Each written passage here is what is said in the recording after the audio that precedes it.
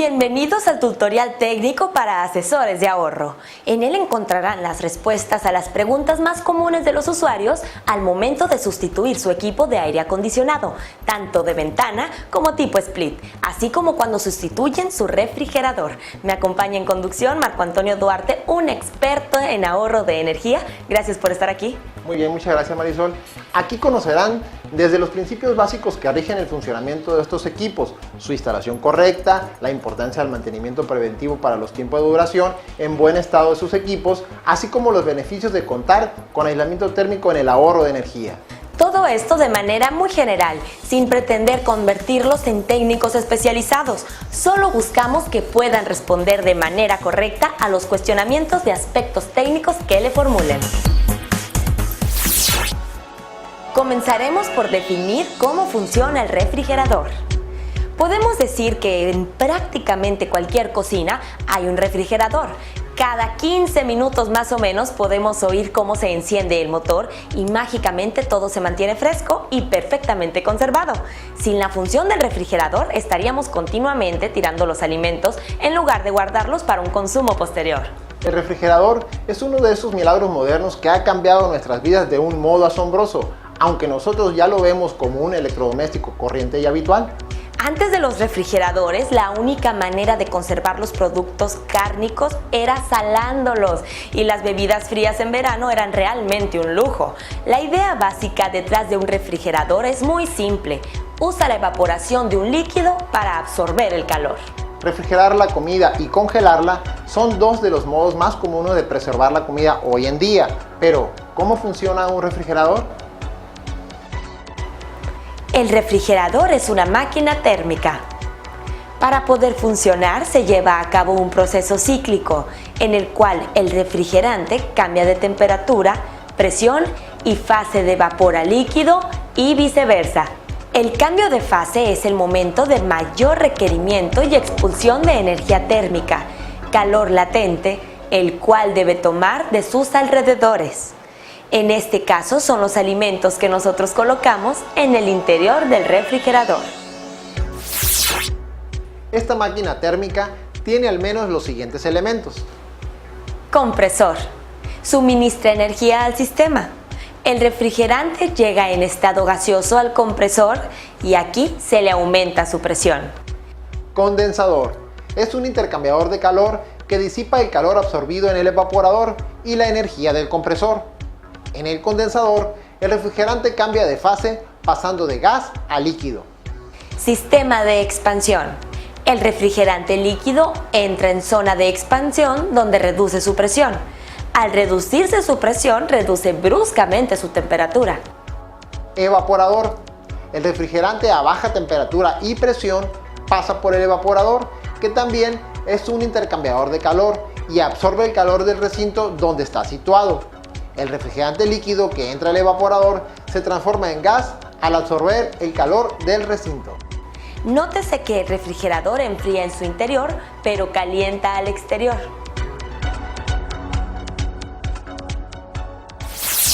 Al igual que para todos los electrodomésticos, la elección de un refrigerador pasa por aspectos como el tamaño, diseño, funcionalidad y, claro, el precio. Además, hay un aspecto muy importante que debes tener en cuenta al asesorar al usuario que estás visitando: realizar un comparativo entre los refrigeradores en cuanto al consumo de energía eléctrica.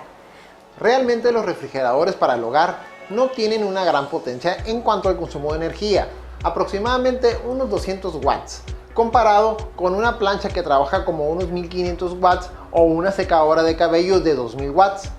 Pero el estar enchufado de manera permanente lo hace responsable de al menos el 20% de la electricidad que se consume en casa durante el verano y del 50 al 60% durante el invierno. Por ello, es importante que el usuario seleccione el que consuma menos energía eléctrica. Revisa la etiqueta de eficiencia energética, la cual indica que ese aparato cumple con la norma oficial mexicana y por lo tanto ahorra energía. Recuerda que los refris que no cuentan con deshielo automático consumen 12% más de electricidad, lo que significa un mayor gasto. Por todo esto, a continuación, te presentamos una sencilla guía que te permitirá realizar una recomendación al usuario en cuanto a su toma de decisión al seleccionar un refrigerador y que a su vez puede elegir el modelo más económico y conveniente para su hogar. Para mejorar la eficiencia en el uso del refrigerador, debemos partir por considerar las características de cada modelo y tomar en cuenta algunos puntos importantes. Necesidades y hábitos. Número de personas que integran la familia. La frecuencia en la adquisición de víveres. Las costumbres de alimentación. El espacio disponible y la decoración de la cocina. Hoy día existe una amplia variedad de refrigeradores que se clasifican según su tecnología, entre los cuales destacan las siguientes opciones. De una puerta, ideales para solteros o parejas sin hijos. Tienen un pequeño congelador en la parte superior que solo puede ser visto al abrir la puerta. Los de dos puertas, como su nombre lo indica, se caracterizan por poseer el frigorífico y el congelador, cada uno en una puerta, operando con un solo motor. Side by side es el adecuado para familias numerosas por sus grandes dimensiones. Su principal característica consiste en que las áreas del congelador y refrigerador están dispuestas en posición vertical con apertura de derecha a izquierda. Se trata del aparato más sofisticado, ya que incluye extras como la expedición de hielos y agua fría. La mayor novedad en este electrodoméstico consiste en la incorporación de una pantalla de televisión en la puerta o hasta una PC con acceso a internet. Antes de elegir, mide la altura, el ancho y la profundidad del espacio donde se va a colocar el nuevo refrigerador. Asegúrate de medir el ancho de las puertas y los pasillos que quedarán en funcionamiento. Además, debes de tener en cuenta los espacios necesarios para abrir las puertas del refrigerador completamente y extraer bandejas y rejillas.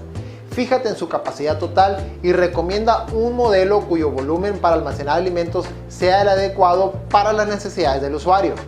Comprar un refrigerador con una capacidad mayor a la que se necesita resultará más caro y también en el consumo de energía eléctrica.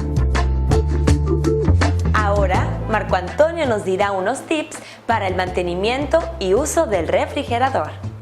Todos estamos al tanto de la función y servicios que un refrigerador puede darnos, pero no cuáles son sus mecanismos fundamentales. Conocerlos adecuadamente nos ayudará a solucionar pequeños percances que pudieran surgir durante su uso cotidiano. Aunque es cierto que estos electrodomésticos difieren unos de otros debido a los distintos modelos, todos poseen características generales o compartidas. Una de ellas es el sistema cerrado para la circulación de gas refrigerante que recorre toda la cara posterior del aparato. Cuando el gas se activa, recorre todo el aparato y se transforma de gas frío a líquido caliente, dispersando el calor del interior al exterior y al mismo tiempo enfriando los alimentos que están dentro. Para un adecuado mantenimiento del refrigerador es necesario quitar el polvo y limpiar al menos cada 4 meses la serpentina que se encuentra detrás del mismo. Así evitaremos que se obstaculice el intercambio térmico. Por lo menos cada 2 meses se debe descongelar el refrigerador y limpiar con un paño húmedo el cochambre que se acumule en la parte posterior. Descongelar el aparato es vital para prolongar su vida útil y obtener un mayor rendimiento. Si la familia se ausenta por más de 15 días, es recomendable vaciar el electrodoméstico y desconectarlo, dejándolo con la puerta abierta para que no se generen malos olores. Si es transportado desde un lugar lejano, por ejemplo, de la tienda al hogar del usuario, se recomienda dejarlo sin movimiento un día antes de enchufarlo. Si se transporta dentro de la misma casa, pero se levantó y bajó, espera 6 horas antes de enchufarlo nuevamente. Cuando se mueva, no se deberá inclinar a más de 45 grados, ya que se podrían tapar las cañerías internas y eso sería perjudicial para el buen funcionamiento. Marisol, nuestros amigos asesores de ahorro se preguntarán por qué les hablamos tan personal. Explícales. Muy fácil, simplemente buscamos con esto que ustedes se dirijan de la misma manera hacia los usuarios. ¿Cómo ven? ¿Hasta aquí vamos bien? Recomendaciones para el buen funcionamiento. La eficiencia energética es más que un tema de moda. Es un factor que puede hacer que la cuenta de energía eléctrica sea menor el próximo mes. Recomiéndale al usuario que estés visitando los siguientes consejos para hacer un uso más eficiente del refrigerador. Situar el refrigerador alejado de la estufa, fuera del alcance de los rayos del sol y con buena ventilación. Eso ayuda a mejorar la eficiencia del enfriamiento y ahorrar energía.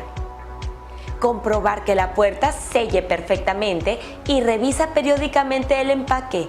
Si no cierra bien, puede generar un consumo hasta 3 veces mayor al normal. Coloca correctamente los productos, evitando la obstrucción de salida de aire. Mantén la temperatura adecuada. El hecho de que se reduzca la temperatura no implica que los alimentos se conserven mejor. Por ende, hay que seguir las recomendaciones del fabricante. Dejar enfriar los alimentos antes de refrigerarlos. La posición correcta del termostato es entre los números 2 y 3. En clima caluroso, entre los 3 y 4. Enchúfalo con la conexión a tierra.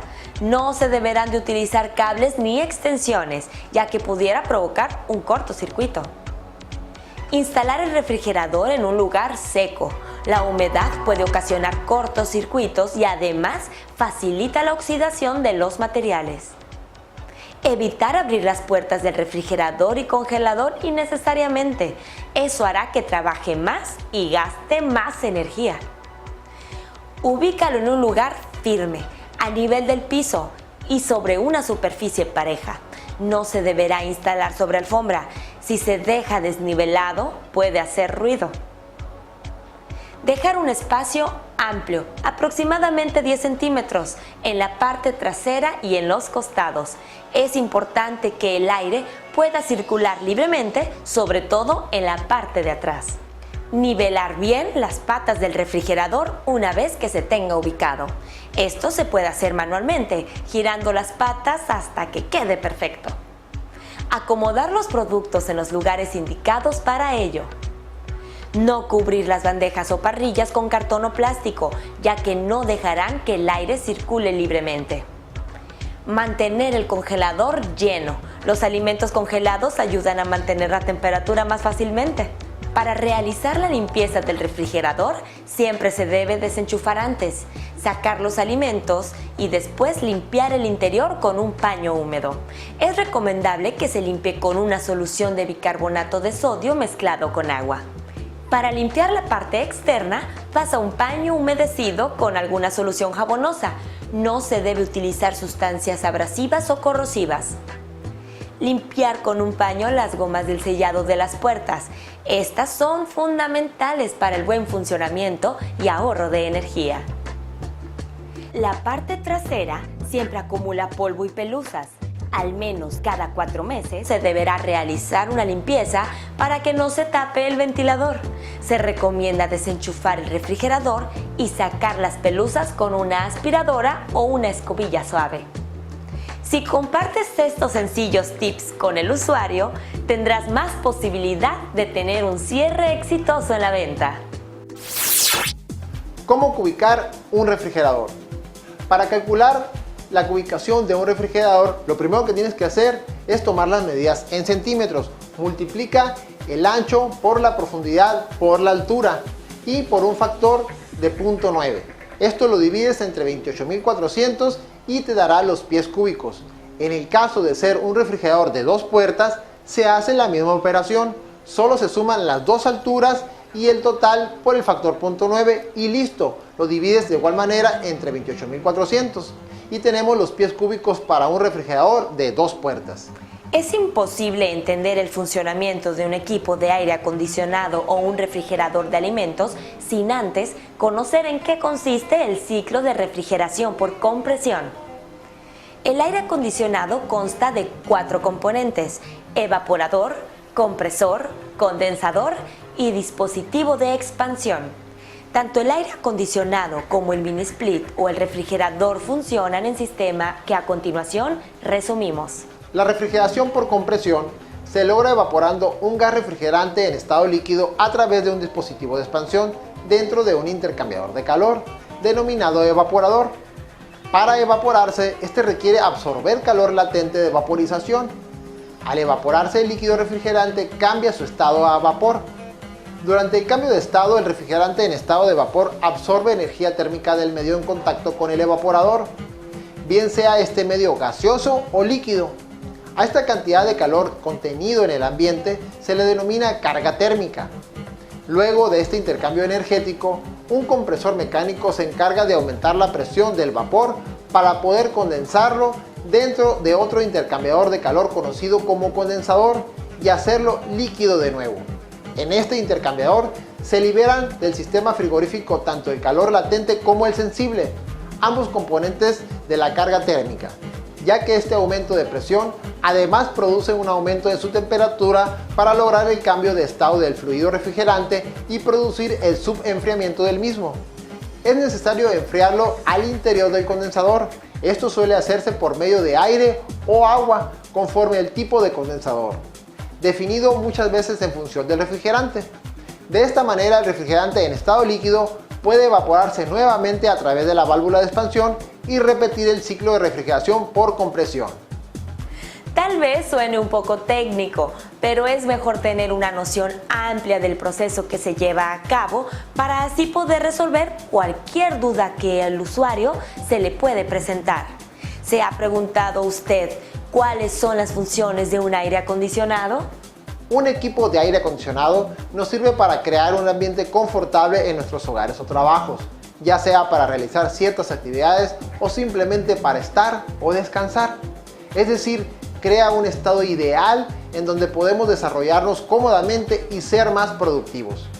Pocos saben que para que este ambiente sea confortable y que además obtengamos un ahorro máximo de energía, implícitamente un equipo debe de cumplir con 4 funciones necesarias. Temperatura.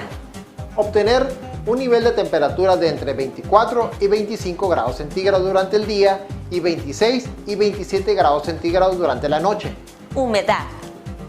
Humidificar el ambiente a un 50% de humedad relativa. Para mantenerse en este porcentaje, se recomienda que en zonas o regiones de muy alta humedad, como las costas, que sobrepasan este 50%, se utilice el abanico del equipo en baja velocidad para poder retirar el exceso de humedad.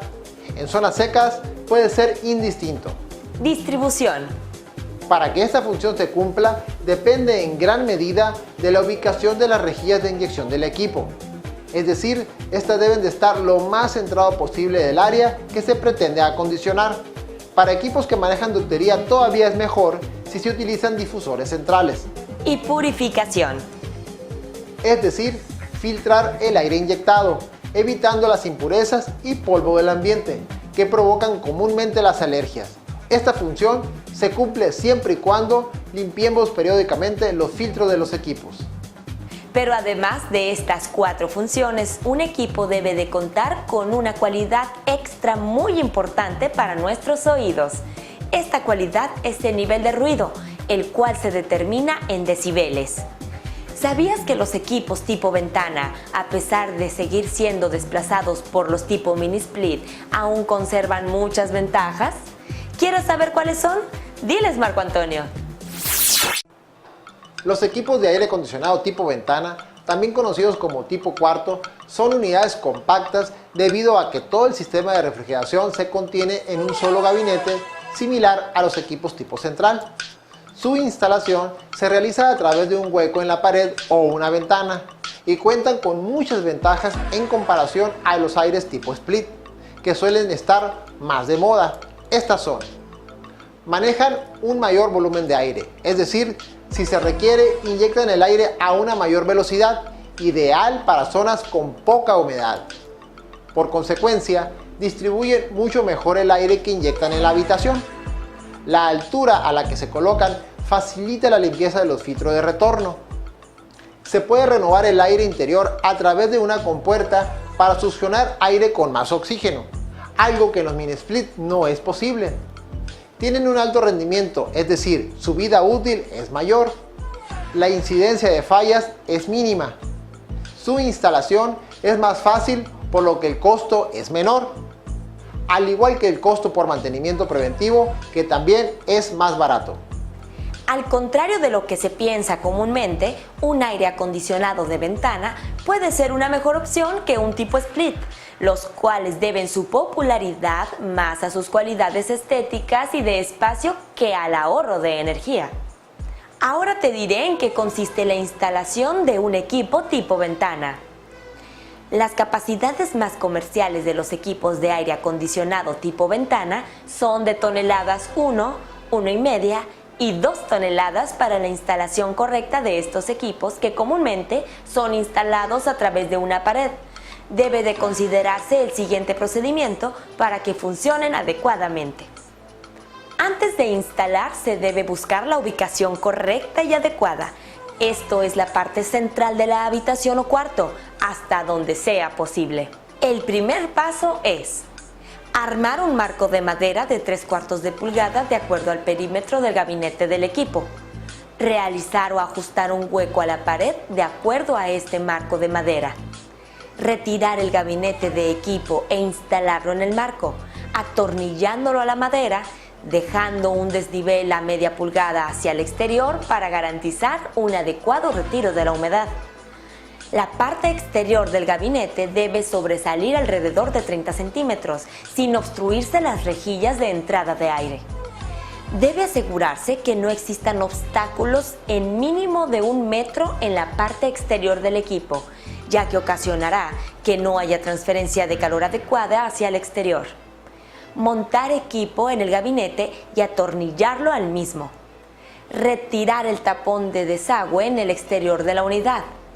Instalar la alimentación eléctrica con un calibre de acuerdo a la capacidad del equipo y, muy importante, asegurar que se instale la tierra física, la cual es una protección indispensable para proteger el aire acondicionado en caso de un cortocircuito y la integridad de las personas. La altura es muy importante, debe estar ubicado entre 75 centímetros y 1,5 metros. Una vez terminado el trabajo, el técnico instalador debe de explicarle el funcionamiento y el uso del control remoto del equipo y entregarle la póliza de garantía del mismo. Atentos, no olviden escribir las dudas que surjan a lo largo de este tutorial y hacérselas saber a su coordinador. Marisol, me imagino que ya conoces los aires acondicionados tipo split, pero ¿sabes cómo están compuestos? No, a ver, ilústranos. El mini split es un tipo de aire acondicionado compuesto por 2 unidades, una interior y una exterior, las cuales están interconectadas mediante tuberías. A la interior también se le conoce como evaporadora, que contiene los filtros, un ventilador de baja velocidad y elementos de comando y control. La exterior es conocida como condensadora y contiene al motocompresor. Qué interesante, pero ¿cómo funcionan, Marco? Antes de hablarles del funcionamiento, quiero decirles que la introducción de este tipo de equipos a nuestro país fue hace 20 años aproximadamente, aunque empezaron a volverse populares a partir del año 2000. Por su diseño vanguardista empezó a ponerse de moda. Lo correcto es colocar un equipo adecuado a los requerimientos del ambiente, calculando los BTUs necesarios. Ambas unidades están conectadas por 2 tubos de cobre y un pequeño manojo de cables que pasan a través de la pared por un orificio de 6 a 8 centímetros de diámetro. Al estar el compresor del equipo en la unidad exterior, el nivel de ruido en el ambiente acondicionado es menor. También el diseño de la unidad interior permite un ventilador más silencioso por ser de menor potencia que en un equipo de tipo compacto o de ventana. ¿Quién no sabe cómo se maneja un mini split? Son muy simples, vienen con un control remoto con todas las funciones y muy claramente explicadas, algunas de ellas automáticas. Programas a qué temperatura quieres tu ambiente y listo. Así es. Visto desde el punto funcional, precisamente estos equipos se recomiendan para áreas donde no tengan paredes libres o tengan paredes compartidas, es decir, donde no pueda colocarse un equipo compacto como los tipo ventana a través de una pared. Una desventaja muy clara es que manejan muy poco volumen de aire, que a su vez los hace silenciosos. Y en cuanto a las fallas, estos son los que presentan el mayor índice debido a que dependen de la mano de obra del instalador. El volumen de aire se limita a 280 pies cúbicos por minuto, por lo cual se limitan a determinados espacios, ya que no pueden distribuir uniformemente toda el área. Es común encontrarlos instalados en un extremo de áreas compartidas como la sala comedor o cocina comedor, donde el flujo de aire inyectado no llega a toda el área y se tiene el problema de que enfría únicamente la zona cercana a las rejillas de inyección. Lo que se debe hacer es utilizar abanicos de techo o pedestal para ayudar a distribuir uniformemente el aire inyectado y lograr el confort deseado. Mucho se ha hablado que el buen desempeño de un equipo split depende de su instalación. De todos los tipos de equipos de aire acondicionado, la instalación de uno tipo split es sin duda uno de los procedimientos que requiere forzosamente de una mano de obra especializada, ya que de esta depende en gran medida su correcto y óptimo funcionamiento. Los procesos son: instalación de unidad interior. Debe instalarse, de ser posible, lo más centrado en las paredes. Primero se nivela la base dejando espacios suficientes en los extremos, laterales y superior para garantizar que la unidad inyecte y retorne aire sin obstrucciones. Se coloca mediante taquetes y tornillos para evitar que se afloje con las vibraciones. Se realiza un orificio en el muro por donde pasarán las tuberías de refrigerante, cableado eléctrico y manguera de drenado. Es importante que no se interponga ningún objeto que obstruya el paso del aire. No deben colocarse tampoco cerca de fuentes de calor porque afectará su rendimiento. Por último, se monta la unidad en la base para proceder a la instalación de la unidad exterior. Su instalación requiere de una base con antivibratorios en sus patas. Debe de orientarse su abanico a favor de los vientos dominantes del lugar para evitar que consuma más energía eléctrica. Si están otros equipos de aire acondicionado, deben delimitarse distancias y estar alejada de otras fuentes de calor que le afectan. ¿Y qué hay de la instalación de tuberías de refrigerante? Muy buena intervención, Marisol, pues este es uno de los pasos más importantes que define en gran parte la vida útil del equipo. ¡Pongan atención! Una vez conectados los extremos de la tubería en ambas unidades, es indispensable que el técnico utilice una bomba de vacío y un vacuómetro para retirar la humedad de las tuberías y medir el vacío respectivamente.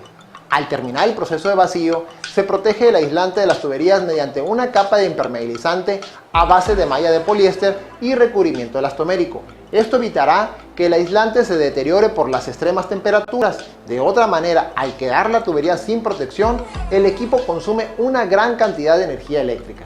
Háblanos de la instalación eléctrica, por favor. Eléctricamente, el equipo requiere de un calibre de cableado determinado de acuerdo a su capacidad, tomando además en el cálculo la distancia entre el equipo y el centro de carga.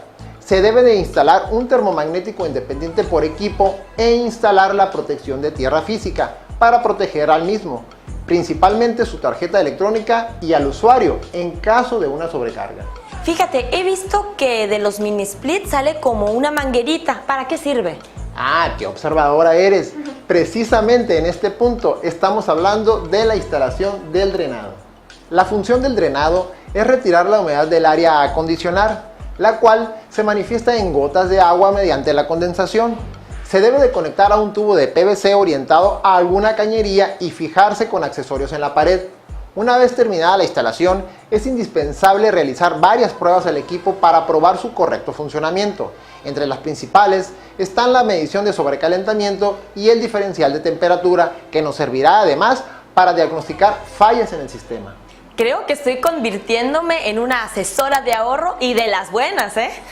También he investigado y les quiero hablar de las fallas de equipos en los mini split. El técnico instalador de un mini split debe estar muy bien capacitado para efectuar una instalación profesional, de la cual dependerá en mayor parte que el equipo funcione y opere óptimamente. Como dato importante, le informo que actualmente de las fallas y garantías de los equipos mini split atendidas por los centros de servicio de todas las marcas en México, el 75% se derivan de una mala instalación. Esto por contratar mano de obra no calificada, o sea que no cualquier instalador puede instalar correctamente un equipo mini split. No sé por qué, pero me acordé del Chambitas, ¿lo conocen?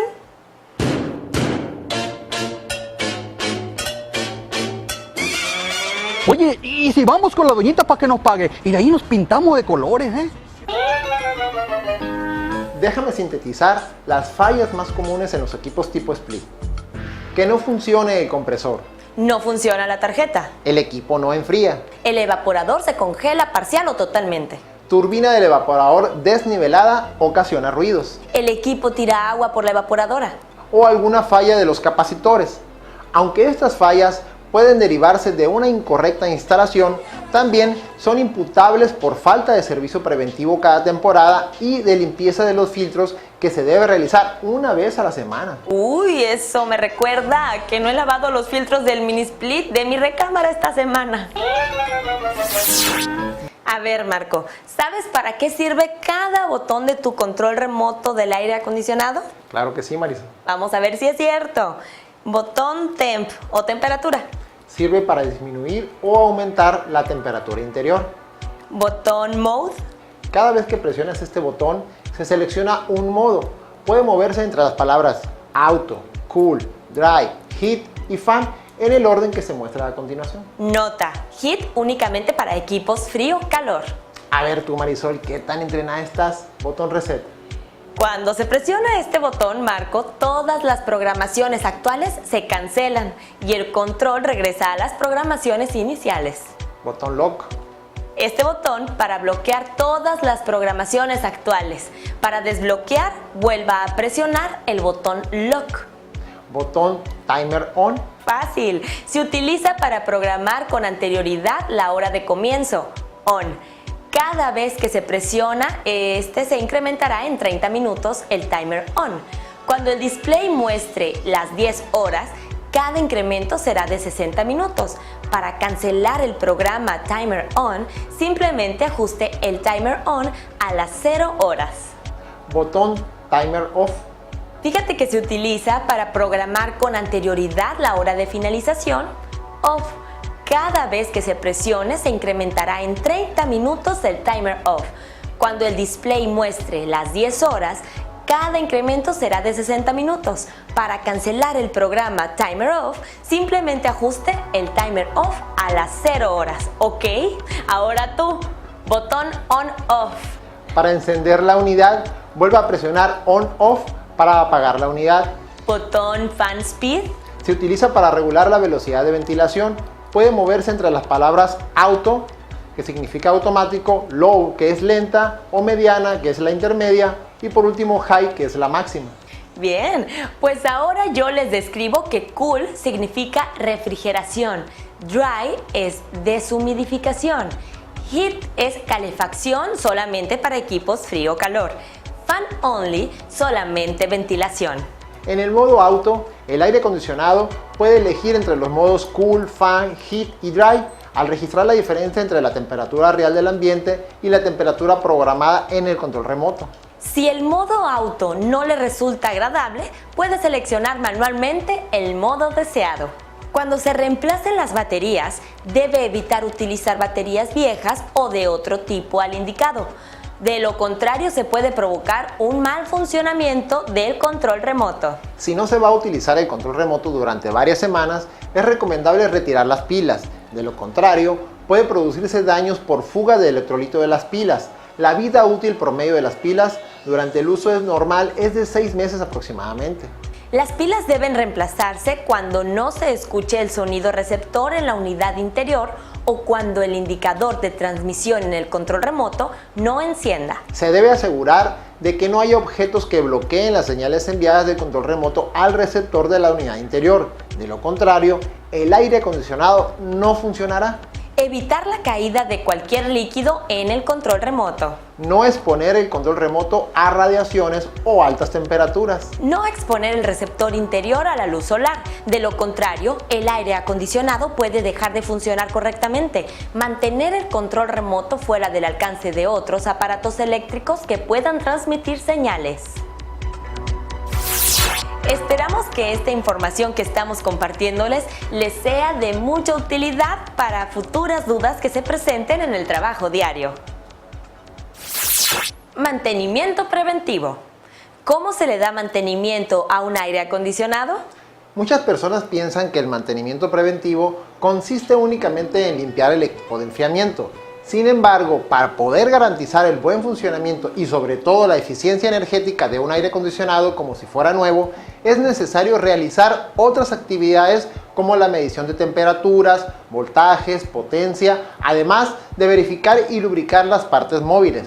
Por lo tanto, es importante que recurras a un técnico profesional. ¿Cada cuánto tiempo se debe limpiar los filtros del aire acondicionado? Limpiar los filtros del aire acondicionado es la actividad que debemos hacer frecuentemente. Se recomienda hacerlo cada semana o a más tardar cada 15 días. Al no realizar esta actividad, no habrá transferencia de calor adecuada y el equipo funcionará indebidamente, provocando un daño permanente al compresor, entre otros muchos problemas. Aunque limpiar los filtros es sumamente sencillo, no hacerlo puede ser fatal para tu aire acondicionado. El mantenimiento preventivo es de suma importancia para conservar nuestros equipos de aire acondicionado durante más tiempo. Básicamente consiste en cuidar que no se deterioren o dañen mediante un análisis y, en su caso, reparación de fallas menores, sin llegar a consecuencias fatales para el aparato.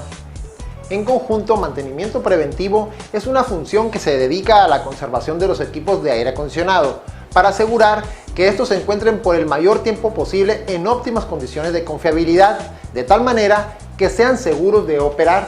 Este mantenimiento debe de ser considerado como un costo necesario en los equipos de aire acondicionado, dado que permite detectar fallas, disminuye el costo por reparaciones y, lo principal, prolonga la vida útil de los equipos. Además, es muy importante considerar que al dar el mantenimiento preventivo a los equipos de aire acondicionado, automáticamente mantenemos su capacidad real de enfriamiento y la eficiencia energética que nos brinda el mismo desde que era nuevo.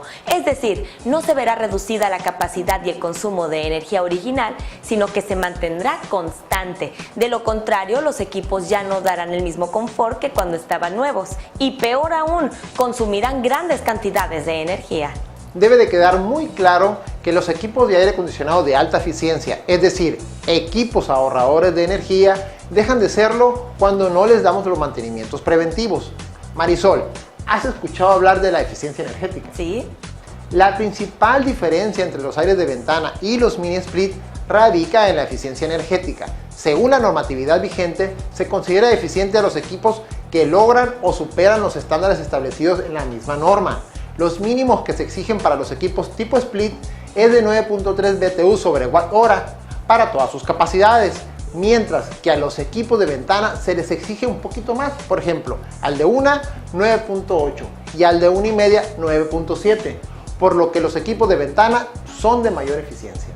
Esto viene a romper un poco con la idea generalizada de que un mini split es más ahorrador, cuando en realidad es solo más confortable. Recomendaciones de uso del aire acondicionado tanto de ventana como mini split. Como vimos anteriormente, existen varias opciones en equipos de aire acondicionado que se pueden utilizar en el hogar. Los compactos, como los tipo ventana y central, y los compuestos, como los tipo split y divididos. Pero usted se preguntará, ¿cuál es la mejor opción? ¿Cómo se puede ahorrar más energía? Bueno, pues esto depende en gran medida de acuerdo al ritmo de vida que las familias lleven, es decir, las horas que se encuentren en la casa según los horarios de trabajo y de la escuela de los hijos. Pueden presentarse algunos casos, por ejemplo. Si en el hogar del usuario ambos trabajan y los hijos están en la escuela o guardería durante el día, solamente se utilizará el aire acondicionado en las horas de comida y durante la noche para dormir. Es conveniente utilizar equipos independientes, es decir, tipo ventana o tipo split. Con esto podemos consumir hasta un 35% de energía en comparación con el uso de un central o dividido. En este mismo caso hay otra opción, utilizar un equipo independiente para el área común como la cocina, sala o comedor y un solo equipo para las recámaras. La ventaja con la opción anterior es que obtendrá hasta un 30% de ahorro adicional. La inversión es un poco más alta, pero se puede recuperar en no más de 3 años. Para los casos donde el hábito es estar prácticamente todo el día en casa, es mucho más recomendable utilizar un solo equipo para toda la casa. La diferencia de no hacerlo puede costarle hasta un 60% más de costo de energía eléctrica o no alcanzar el confort deseado. Anteriormente los aires de ventana eran muy ruidosos, pero la mayoría de los equipos de nueva generación tienen un bajo nivel de ruido. Los equipos de ventana tienen un mayor flujo de aire, por lo que son muy recomendables para zonas áridas. Los equipos tipo central son muy recomendables para lugares amplios. Al distribuir el aire por ductería, pueden brindar confort a lugares grandes. Los equipos centrales divididos son de los más eficientes y rendidores. Su uso se recomienda para áreas que regularmente están ocupadas la gran mayoría del día, incluyendo las horas de dormir. ¿Ves, Marco, cómo sí he aprendido mucho? Así es. Ahora, para que puedas realmente ser un asesor de ahorro, debes de estar muy bien informado de todos los temas que involucran el ahorro de energía eléctrica, por lo que ahora te hablaremos del aislamiento térmico. Marco, ¿te parece si platicamos del aislamiento térmico? Claro que sí. El aislamiento térmico es el método con el cual tratamos de aislar térmicamente una superficie, reduciendo la transferencia de calor hacia o desde el ambiente mediante el uso de materiales aislantes o de baja conductividad térmica. ¿Y los objetivos cuáles son? Uno de ellos es minimizar las pérdidas de energía por transferencia de calor hacia o desde el ambiente, proteger a las personas y bienes, proteger el ambiente, ayudar a que los equipos de aire acondicionado operen menos tiempo. Ahora les hablaré qué son los materiales aislantes. Los materiales aislantes son aquellos cuya principal característica es impedir el paso del calor. Aplica aislamiento térmico y mantén el calor fuera de tu casa. La aplicación de un aislamiento térmico es una actividad que debe realizarse a través de un especialista del área. La mayoría de los materiales aislantes están a la venta en nuestra región y los más utilizados son muy comerciales, pero antes de iniciar con el proceso hay algunos factores que debes tomar en cuenta. No todos los materiales de construcción tienen la misma capacidad de aislamiento. El ladrillo, por ejemplo, tiene un mayor nivel de aislamiento, pero el block es mucho más útil si vamos a aplicar algún material aislante como poliuretano, porque podemos aprovechar sus cavidades para el paso del aire y esto permite que el calor que se alcance a colar sea retirado naturalmente. Para los que aún no han construido, la orientación de la casa sí es importante. De preferencia trata que la parte más larga de tu casa, o sea la que tiene una mayor superficie de pared, no dé al oriente o poniente, que es donde da más el sol. En las casas de una planta la mayoría del sol pega en el techo, por lo que es necesario poner énfasis en el aislamiento de este sector de la construcción. Por otro lado, las casas de 2 pisos son más insoladas a través de las paredes. La sección sur y poniente de nuestro hogar es la que recibe mayor cantidad de sol durante el día, por la que es recomendable aplicar mayor aislamiento térmico. Es muy importante sellar muy bien puertas y ventanas para evitar fugas de aire. Esto limita el trabajo del aislante. En especial, las ventanas son un punto muy importante, ya que a través de ellas se pueden formar puentes térmicos por donde pasa el calor con mucha facilidad. Te recomendamos utilizar ventanas con marcos de PVC y doble vidrio, las cuales deben de estar muy bien sellados. Y fíjense que es recomendable que al aislar el techo le apliquen un impermeabilizante, pero solo para que el material nos dure mucho más tiempo. El mantenimiento de estos sistemas de ahorro es muy importante, pues con el paso del tiempo se va perdiendo su capacidad de barrera térmica. Es recomendable hacerlo por lo menos cada 3 años. Con estos consejos se asegurará un fuerte ahorro de energía. Para que un aislamiento térmico pueda ser eficiente, debe contar con las siguientes características. Lo primero es que obviamente debe soportar temperaturas extremas e impedir el paso del calor. Tener bajo nivel de acidez y toxicidad, ya que se encuentra en zonas residenciales. No debe permitir la propagación del fuego, por lo que debe de ser autoextinguible. Ser resistente y estable, es decir, que no se expanda o encoja aún en temperaturas extremas. No permitir el paso de la humedad ni la generación de hongos y bacterias. Debe soportar hasta cierto punto los agentes atmosféricos como la lluvia, el polvo, vientos, etc. Debe de poder adaptarse a la superficie que se desea aislar. Y finalmente, debe ser resistente. Muchos desconocemos las repercusiones ecológicas del uso de los aires acondicionados, los cuales en nuestra región aumentan nuestro consumo hasta en un 600% en verano. Este gasto, además de repercutir fuertemente en la economía familiar, es de gran peso para nuestro planeta, puesto que representa una gran cantidad de gases contaminantes emitidos a la atmósfera. En cifras de ahorro, El lograr que el usuario cambie su aire acondicionado por uno nuevo de alta eficiencia disminuye en un 30% su consumo. El aislar térmicamente su vivienda disminuye un 30% adicional el uso de los aires acondicionados, ya sea de ventana o mini split.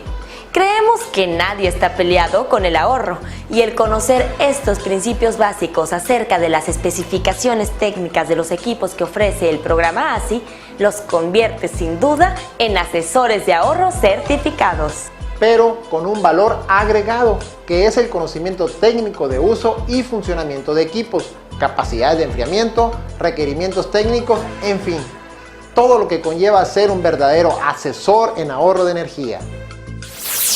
Ser un asesor de ahorro profesional, después de haber visto y sobre todo puesto en práctica este tutorial, sin duda traerá beneficios directos a su desempeño en el trabajo de campo, en la recomendación que puedas darle al usuario en cuanto a la elección del refrigerador, aire acondicionado y aislamiento térmico, también el cálculo de los planes del financiamiento y un sinnúmero de habilidades que lograrás perfeccionar poniendo en práctica estos sencillos consejos, mismos que repercutirán en un mayor número de operaciones de sustitución de aires acondicionados y refrigeradores por medio del programa ASI.